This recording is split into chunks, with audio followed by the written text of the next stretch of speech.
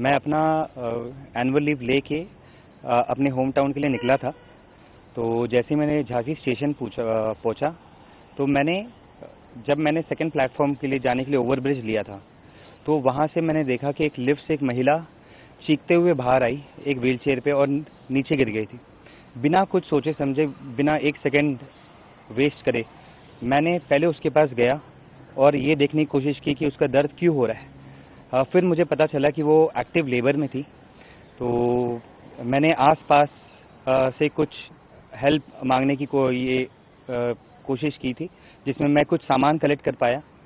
जैसे एक pocket knife होता है, कुछ क्लिप्स होते हैं और कुछ धोती, कुछ कपड़ा। और मैंने उसको जाके पहले पेशेंट को बताया कि आपको कोई भी चिंता होने की ज़रूरत नहीं है, क्योंकि मैं हूँ यहाँ पर और मैं आपको 100% यहाँ से बहुत सेफली लेके जाऊँगा। और पर वो सिचुएशन वहाँ पर ऐसा था कि मैं वो पेशेंट को वो जगह से इवैक्यूएट नहीं करा सकता था, और क्योंकि पेशेंट ऑलरेडी एक्टिव लेबर में थी। और उसी को देखते हुए मैंने ये निर्णय लिया कि मैं उसका डिलीवरी वहीं पर करवाऊँगा। और फिर जैसे ही मैंने जितना भी अपने क्लिनिकल स्किल्स अप्लाई करके वो बेबी को वहाँ पर डिलीवर किया। कॉर्ड को क्लैम्प करने के लिए हेयर पिन्स यूज़ किए।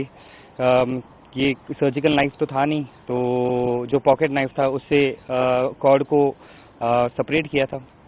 उसके बाद बेबी रिस्पॉन्स नहीं दे रही थी, तो जितना भी मेरे क्लिनिकल स्किल्स थे रिससिटेट करने के लिए, उससे फिर बेबी एक्टिव हुआ। बेबी ने क्राई किया, तो आई वॉज वेरी हैप्पी। मुझे बहुत खुशी हुई उस चीज़ को देखने। पर माँ अभी भी दर्द में थी, क्योंकि अभी उसका प्लाजेंटा ये डिलीवर हुआ नहीं था।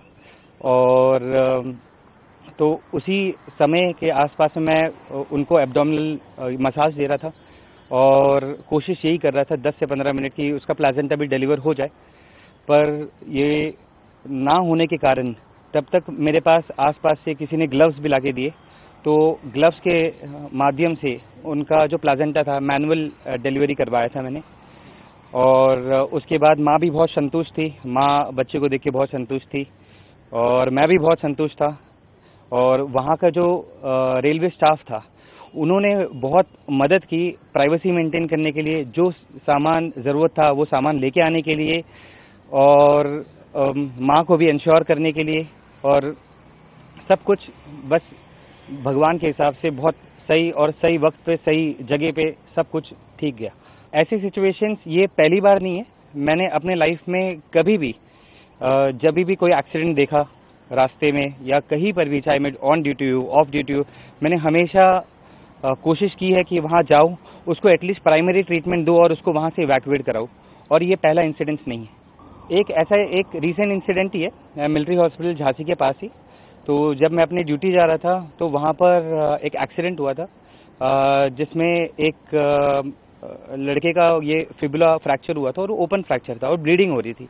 अब वो तो फौजी था नहीं, तो मैंने इमीडिएटली पहले उसको जाके उसको स्टेबलाइज किया, ब्लीडिंग को रोकने की कोशिश की। और मैंने अपने कमांडर और मेरे सीनियर रजिस्ट्रार से बात करके वो पेशेंट को पहले एमएच लेके आए, उसको पूरा स्टेबलाइज किए।